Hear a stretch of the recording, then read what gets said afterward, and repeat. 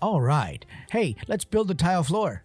But before we do that, please remember to like and subscribe to the channel because that really helps me out. Now, a floor like this, I'm going to tell you, I've shied away from it before, not because I didn't know the techniques, but I wasn't happy with the end result sometimes. And so I just, never really sat down and did an entire floor until now. And now that I have, I'm pretty happy and confident with the way this one came out. And I'm going to share with you how I did it.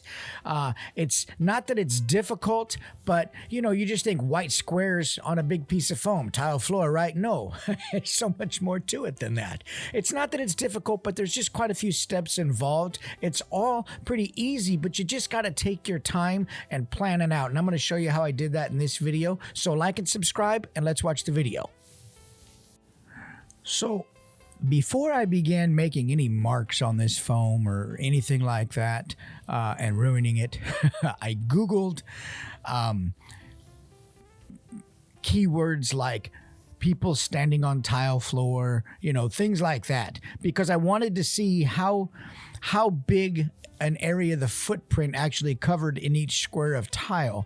And I wanted to get an accurate idea of what type of measurement I should be making these squares. And since I shoot NECA and Mezco figures, I had to find a balance in between because Mezco figures have a smaller foot. And then you've got the extreme like I'm using here on Jason, who is like the massive NECA footprint.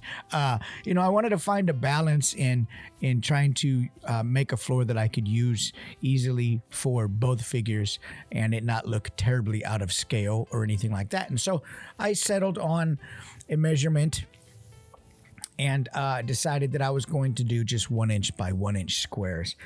The nice thing about that too is that, it makes everything really consistent. And you'll see later as I put two pieces of, like wall panels up against a floor panel, that since everything is measured out in basically a 1 inch by 1 inch grid, all the horizontal and vertical lines and tile squares match up from the floor going all the way up the walls. And so that's another benefit in making it 1 inch by 1 inch. And that's what I'm doing here. This is a 24 inch by 24 inch piece of foam. And we're just going to make marks going across every inch and try to find the foam that is, sometimes you buy the foam at Home Depot and it's got like a bow to it or the ends are the edges are kind of jacked. It's nice when you start with a nice flat consistent piece of foam that is, shaped well.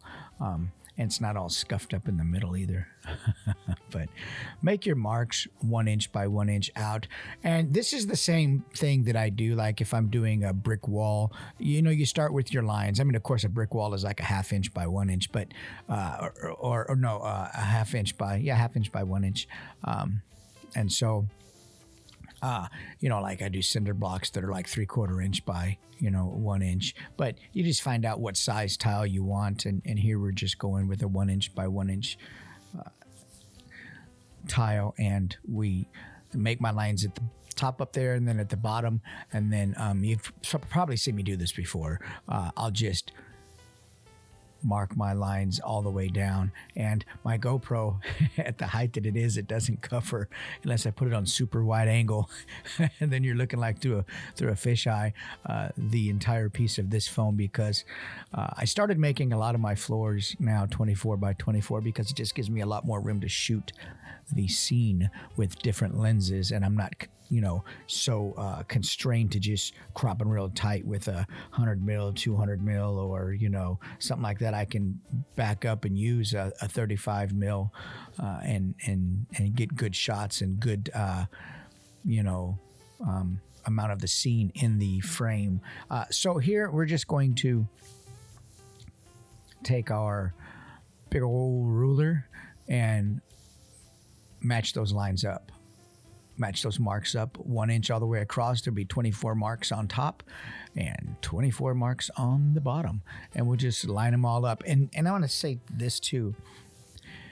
Take your time and make the lines as straight as you can, because you don't think about it, but a line that's a little off here and 5 more lines down the road, a line that's a little off there, it really takes away from the realism of the final piece. And sometimes, we get in a hurry and we just think, oh, it's just off, like a 1/16 of an inch or something. No big deal. I can, or, even smaller amount, a 32nd of an inch or something. But what I'm saying is just take your time and make sure the lines are as straight as they can possibly be, because tile floor is all about straight lines. You don't go into a building and see a crooked old tile floor unless you come to my house and you see the tile floor I did. But no, really though, just take your time, make your lines straight, double check, as you're making your pass, make sure that they match up at the top and the bottom, because little errors now compound later and really start subtracting from the realism of the piece. And not that this is an ultra realistic piece, because it's really not. None of my stuff is like realistic. It's toy stuff, comic book kind of fun stuff. But even in that, there is a degree of realism that you have to maintain. And everything you do, every mark you make in the beginning process of this that isn't, on point, definitely start subtracting points from how the final piece is going to look. And I say that because sometimes I get in a little bit of a hurry, and it's just a reminder for myself to make sure that I stay on track and stay keeping everything, real nice and consistent and clean across the build.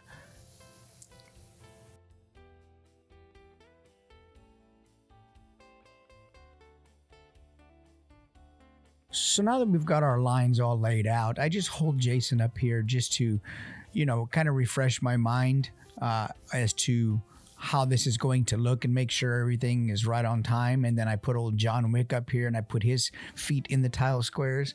And, I just take a look and make sure that, it's going to look right, which at this point it would be too late because I already started.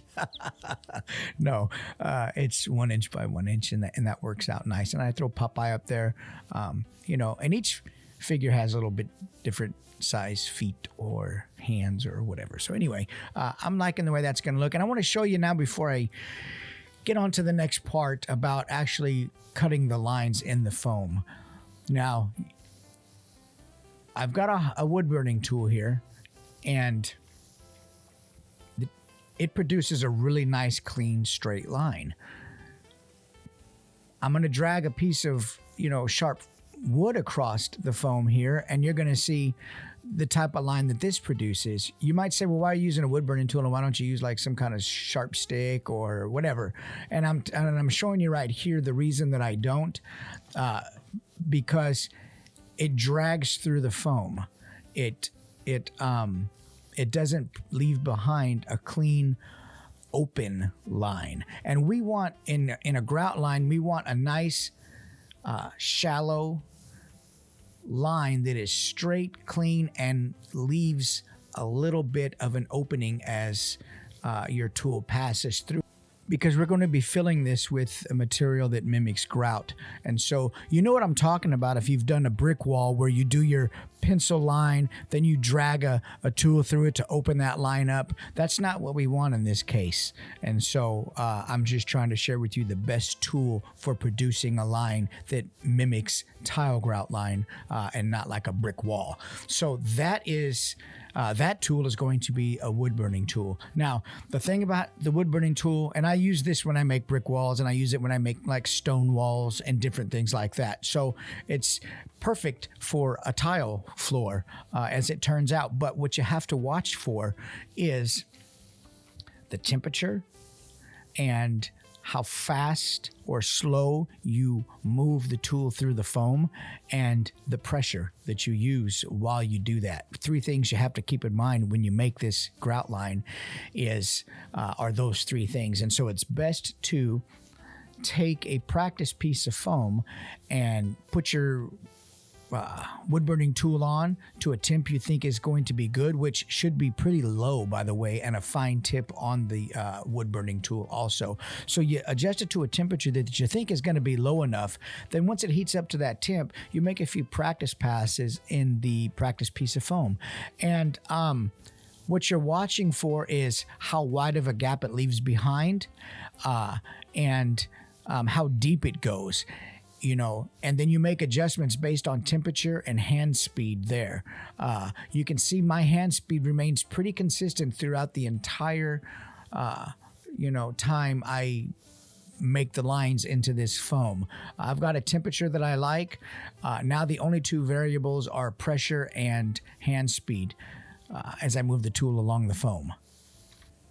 And the reason hand speed is important is because you might have it set to a perfect temperature, but if you're going too slow, now that tool is leaving a wide gap behind, and it's going much deeper than you want. So that's why I say make sure you got a good temp, make a few practice passes on some junky foam, and get your hand speed down, and you'll have it nailed. It's no problem. It sounds difficult, but it's really not.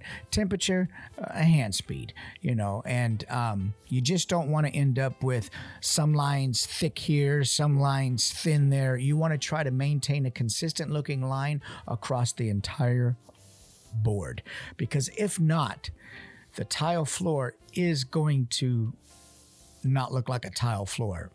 And this is really important. That's why I say back in the beginning of the video that every little thing that takes away or that is inconsistent, takes away from the final result. It's just, it all has to be really consistent.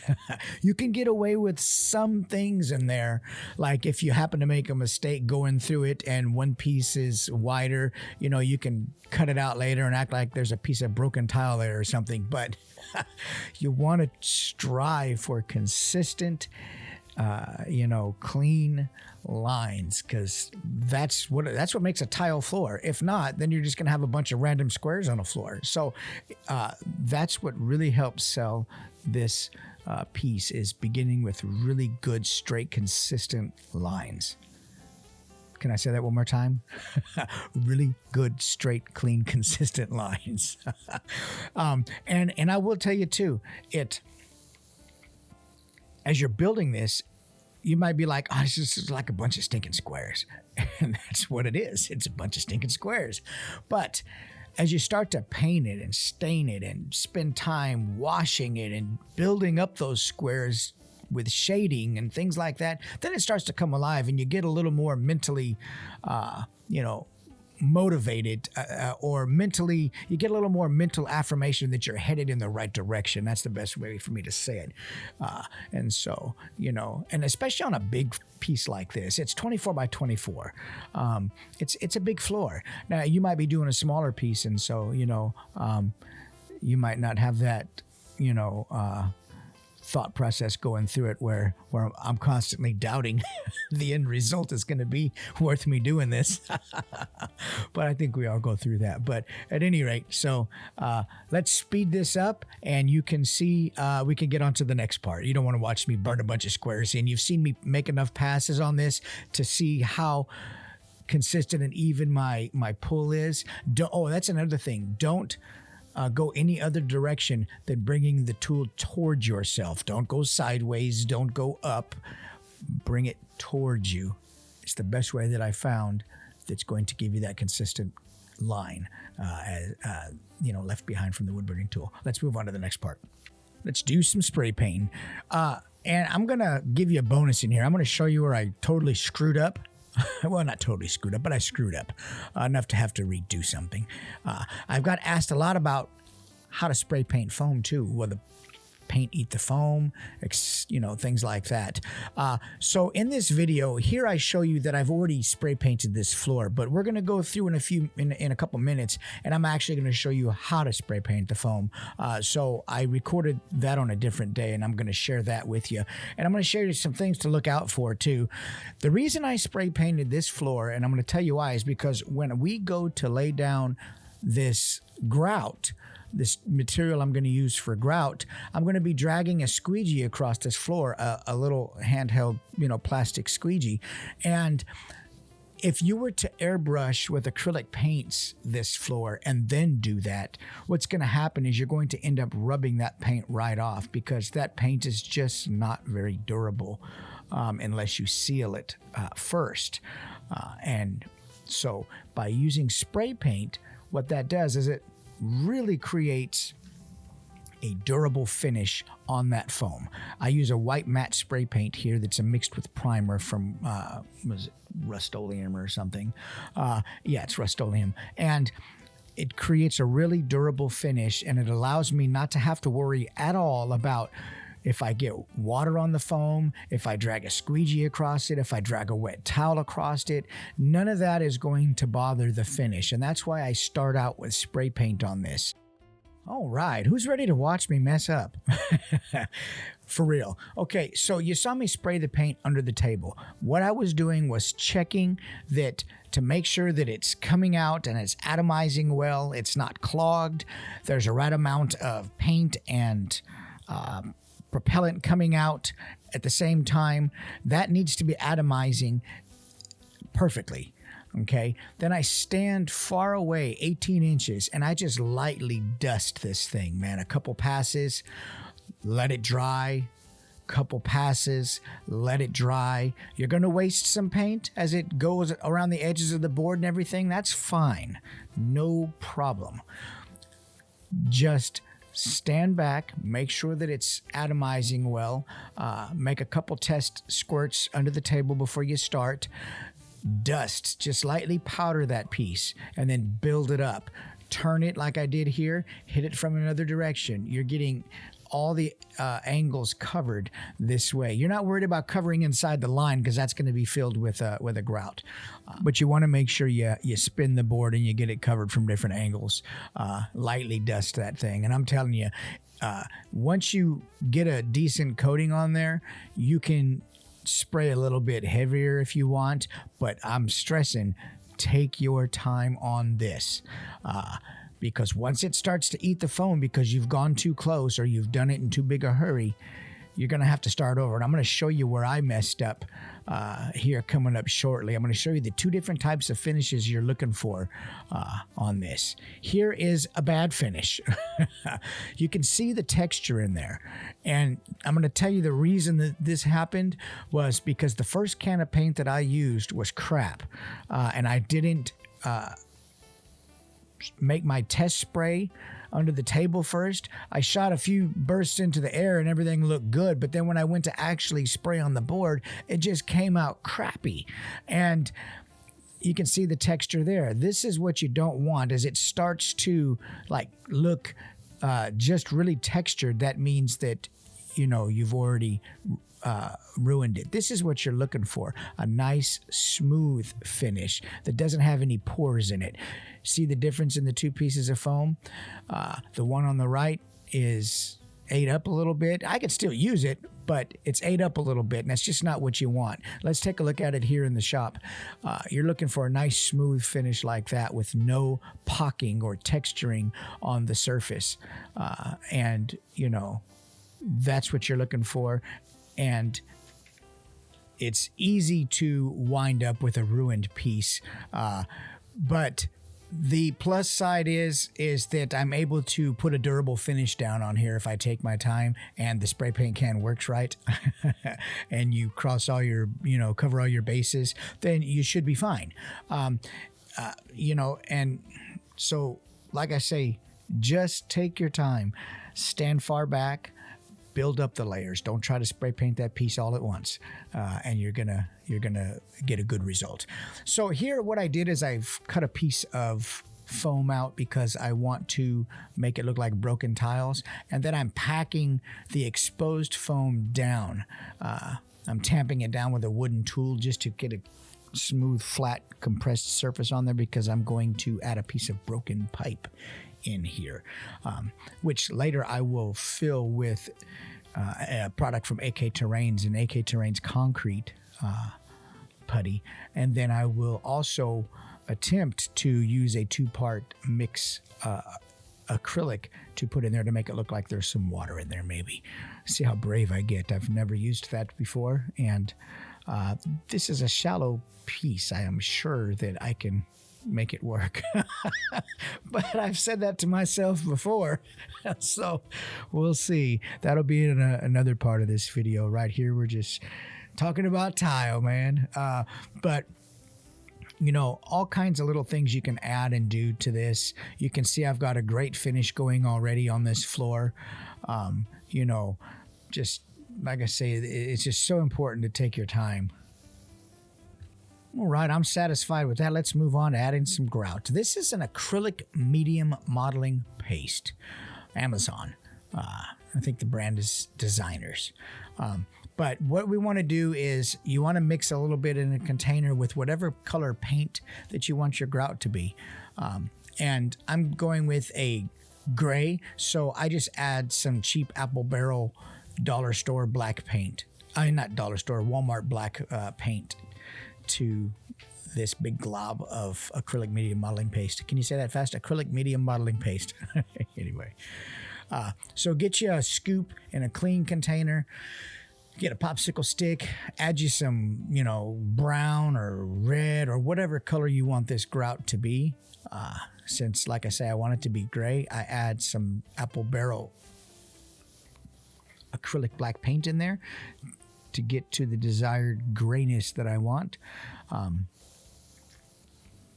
And we're just going to mix this up, and you're going to see this is where this spray paint comes in handy because it makes that really strong, durable finish as I go to put this in there, and you don't have to worry about it coming off or rubbing away because, you know, it's not durable. That's one super great thing about that spray paint, man. That's the other thing. Let me bring up real quick. Make sure before you get to this part, the spray paint is thoroughly dry. And you're going to know because you can touch that piece of foam board and you can tell that it's dry or there's still a little bit of a tacky feel to it. Not that it's wet, but it's a little bit tacky feel to it. And you'll know by touching it. Give that thing time to dry all the way. Don't rush this. You'll be sorry. So for those people who are as impatient as me, hey, you're just going to have to. Now that we've got it all mixed up and everything is good, my board is clean, there's no dust, there's no anything on there that's going to get in the way of me doing this cleanly, I go ahead and lay some of that acrylic medium modeling paste down onto the board. And the squeegees, you can find them at Home Depot in the paint section or buy them on Amazon. But we're not dragging with excessive pressure across the surface of this board. We're just making sure that we press down firm enough to get the excess off the board while pushing the modeling paste into the lines. And this is where it's important to make sure that your grout line that you laid previously isn't very deep. You want a nice shallow line because the more modeling paste you have to put down into that deep line, the longer it's going to take to dry.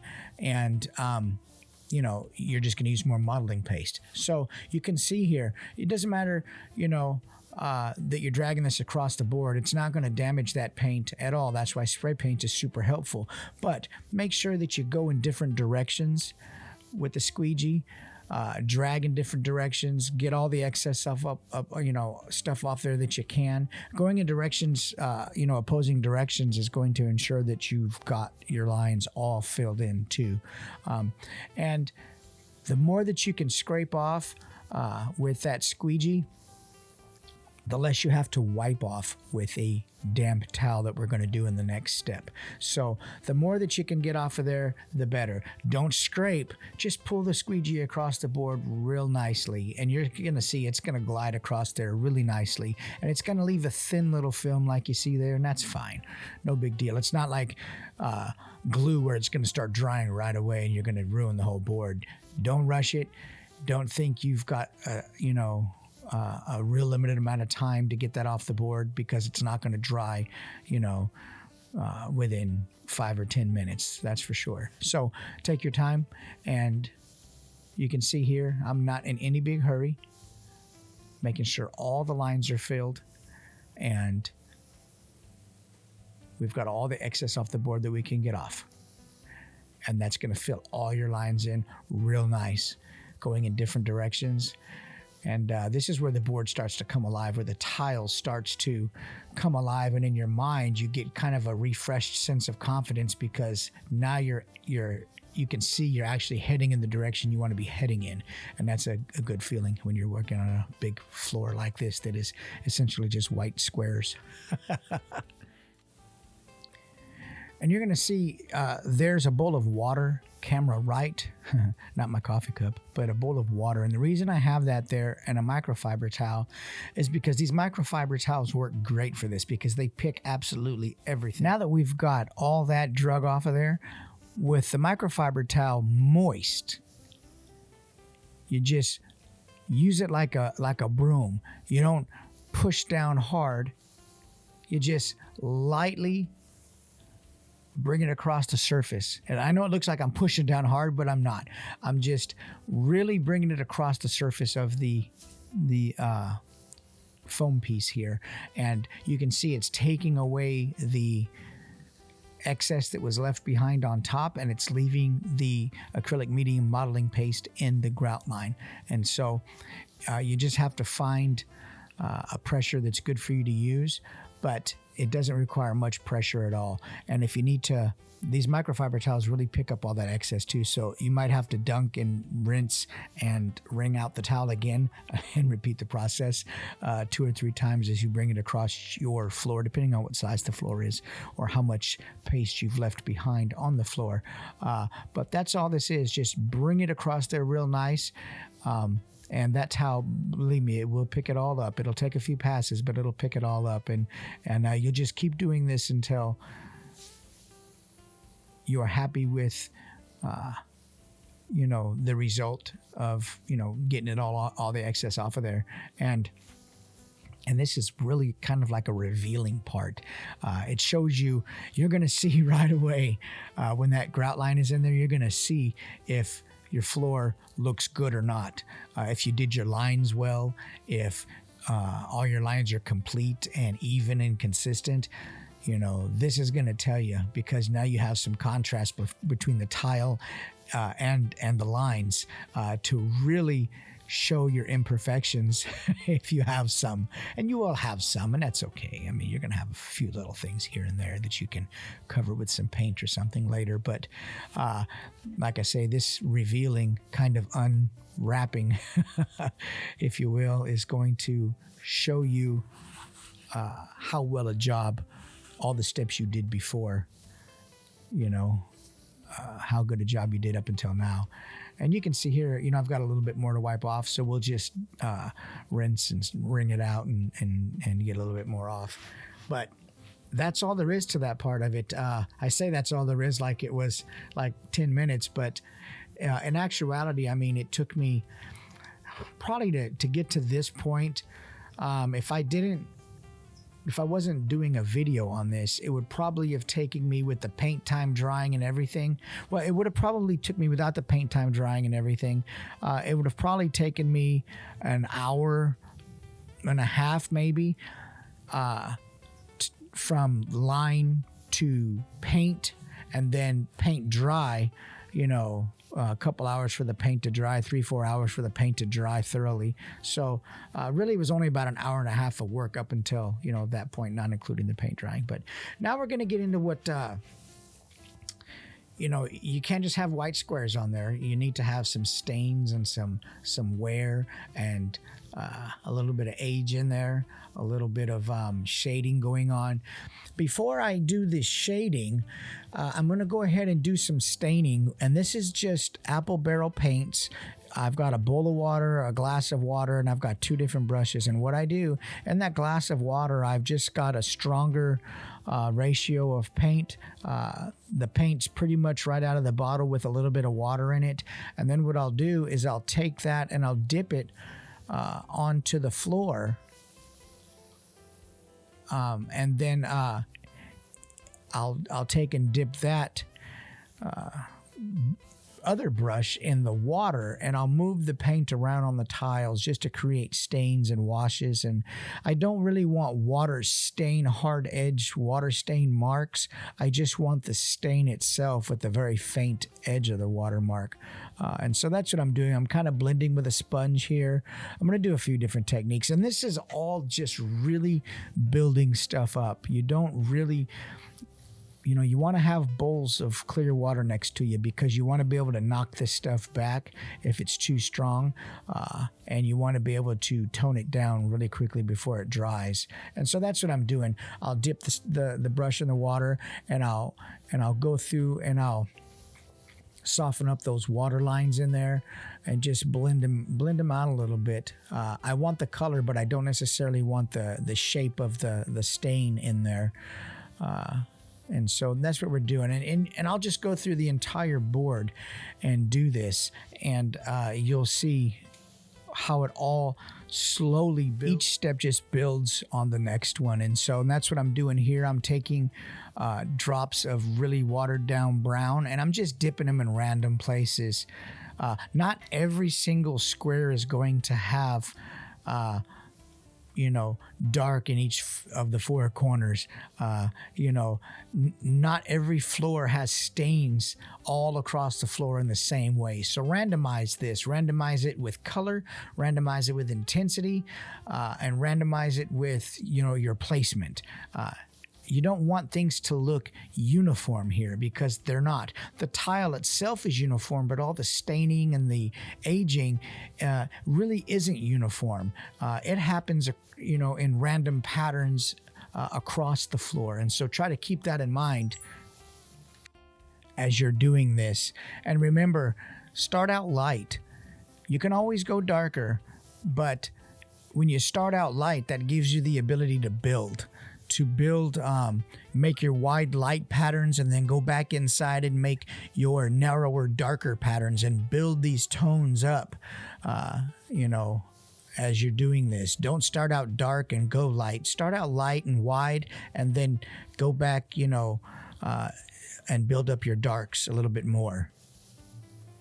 And you can see that's what I'm doing here. I'm just randomizing everything. I'm going in if it's, and making different patterns and shapes where old tables or counters might be, and, things have dropped and spilt on the floor. I'm just trying to imagine, where some different stains might be. And so I'm just trying to do that. And it's just another thing about being patient and taking your time with this, because that really helps keep the idea that this is tile and not just white squares of styrofoam.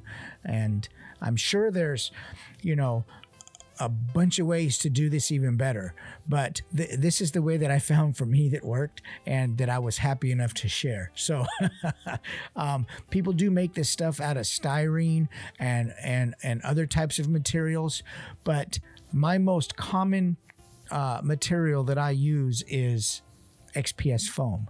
And so that's what I wanted to use, and I think we got a good result. Now we're going to put some broken pipe in that big old hole, okay? We're going to use the wood burning tool, and I'm just going to melt a hole at a downward angle, not so that it goes through the bottom of the board, but just at a downward angle. Then I'm going to drag a trench across and put a hole in the other side. And this is going to fit a piece of pipe that I have. It's just a piece of extra pipe I had in a bag of random prints that I keep, random pieces. I don't really throw any bad prints away. I keep them for stuff just like this. And so by wood burning a trench in there, I'm able to add hot glue and then tuck that pipe into there so that it looks like it's tile exposing, with concrete underneath, broken tile exposing some old, water or sewer pipe or something. And so that's what I did. The wood burning tool comes in handy for stuff just like this, where you need to cut or damage or make holes. It's perfect for that. Now that I've got the hole the way I want it and the pipe is going to fit, I took the pipe out and I'm going to load this rascal up with hot glue. And that way I get and the reason I went in at an angle with the wood burning tool is because I can tuck the ends under the foam, and so that helps keep it firmly down with the hot glue, that it doesn't ever come out. And I'll just press it down in there and hold it for a few seconds till the glue really begins to bond and cool down, and then I've got a cool looking piece of pipe exposed under this tile, and it adds another layer depth to the scene and just makes it that much more believable, and that's what we're after. So now we're going to get a product from AK Terrains, which is just called Concrete, and I'll use it. I like this product, and I use it on small areas just like this. It's perfect for replicating concrete. I mean, it's a wonderful product for that. And you can paint this if you want, but I don't paint it. I just put it inside this hole around the pipe and a little bit around the edges. And what it's going to do is just look like that's, like I say, broken tile down, showing the concrete, showing the pipe. So you've got like 3 layers of depth there. And this concrete is a good tool for that. I could have just painted that foam a concrete color, but I like the texture that this product offers, and everything that you can do at the end of the day to make your photograph better, you should try to do, and textures are one of those things. If you can add texture instead of trying to, fake it by painting a texture on there, or choosing to use a product like this that actually, adds real texture, then, it's always better to be able to create the real texture, because that's what your highlights and your shadows and your contrast and all those things, your eyes snap to them in a photograph. And so you can't fake that stuff really. You can, but it doesn't have the same result. So great product. All right, we're gonna go. You see, I put the autopsy table on the floor here, and what I want to do is create some stains where I think the table legs would be. So once again, we've got paint in the bottom of a jar with a little bit of water. Then we've got 2 different brushes and a jar of clear water. I'm going to drop some drops of this paint where the table legs would be, and I'm just going to start randomly putting it in those tiles. There's no... this is totally you. This is totally how you want to do it. There's no real right or wrong way to do this other than try to keep it random. That's all. And this is a cool thing that I do next here. When I put that in there, I pick up the other brush and I begin to work that around in a circle motion, just spreading it around. And that really adds individual, it really brings individual tiles out of one color among another color. And I will say, I didn't share this part. I will share it in another video. If you look at all the horizontal and vertical lines where each tile meet, you can see shading in there. That's done with an airbrush. An airbrush, a low air pressure, and a reduced black or brown or whatever color you want to use. But I did do that with an airbrush, and I'll share that in another video on this same build as I'm putting it together. But yeah, there's so many ways that you just go through and you can, and you see all of this stuff is just spray paint and dollar store paint. there's no real investment of material on building something like this. If you don't have the acrylic modeling acrylic model medium paste, I would not suggest that you try to do this like with a sheetrock mud or something you think would be similar in consistency, because when you go to wipe that off, I think you're going to have a harder time wiping that all off the board than you will that acrylic medium modeling paste. So if you spend money on anything on this, buy that paste, because you're going to use it more than once. You're going to use it for brick walls. You're going to use it for stone walls. You're going to use it for tile. You're going to find uses for it. And I don't even know what it's really used for. I just used it for this and some, my other brick walls and stuff. But I'm not even sure what its real purpose is for. So there you go. But once again, slowly build this stuff up. Take your time. And you're going to see later in other parts of this, as I have other parts of this build completed and I put the videos up for them, we're going to add little blood, and we're going to add, streaks and grimes, and use some different products that really help bring this more to life.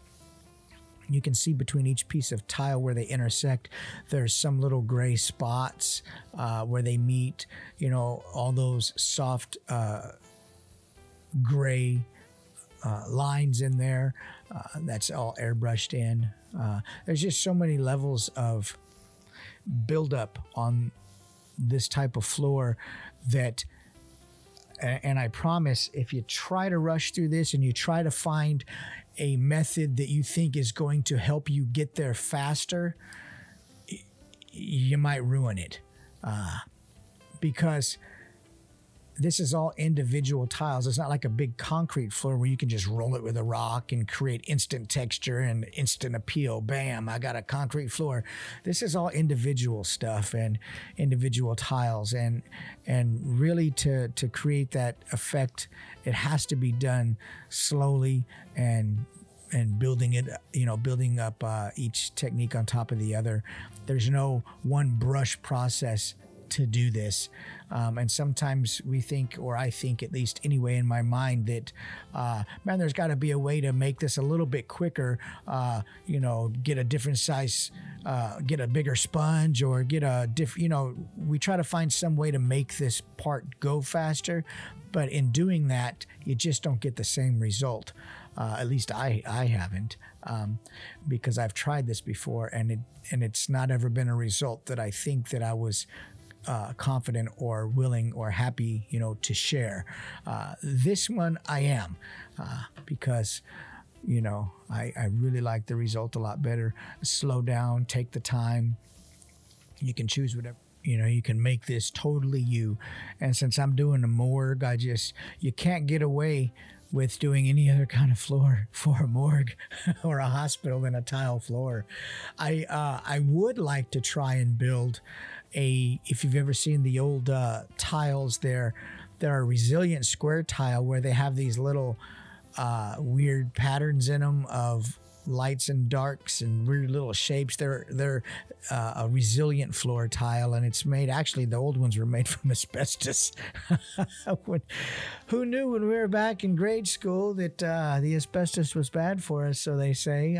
We played and ran around on top of it all day long. But I would like to try to build some larger tiles that mimic a resilient floor, institutional style tile. Be really cool. But that's a whole different video. And here we just go through and build this out and sort of flesh these lines out a little bit and patterns. And what I'm really after here too is not a hard defined edge. I don't want a hard defined edge. I want a light faint edge on all my water or sediment stains here. So I kind of dab it up. And a quick note too, if you ever think once you're done that, oh man, it's too intense, all my colors are just way more intense than I want, the darks are darker than I want, this, the stains are darker than I want, what you can do is you can go back through, take your panel, take your white spray paint, go out, to your outside work area and do a real quick light pass over the top of it with a real faint bit of spray paint, and that's going to tone it all right back down.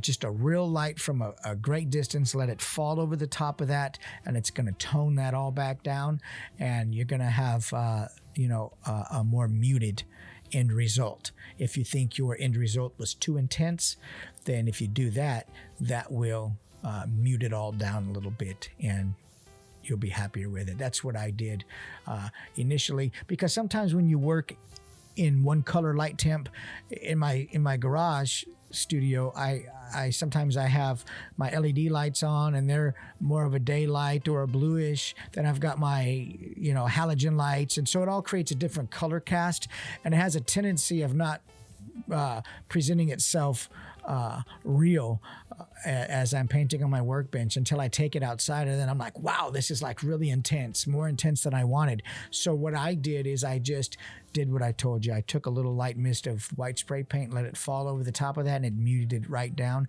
and I was really happy with the result. We're making some stains here for where I think the bed would go, and the legs and the autopsy table has some holes in it, so some drain holes, so some of the body fluids might have leaked out from under there and made their way to the floor and stained it over time. But just have fun with this, folks. Stay tuned for the next parts of the build. I'm going to have more videos on this build coming up. Like and subscribe. Follow me on TikTok, Instagram. I sell STL files on my Etsy shop, on my website. Take care until the next video, folks. I appreciate you watching.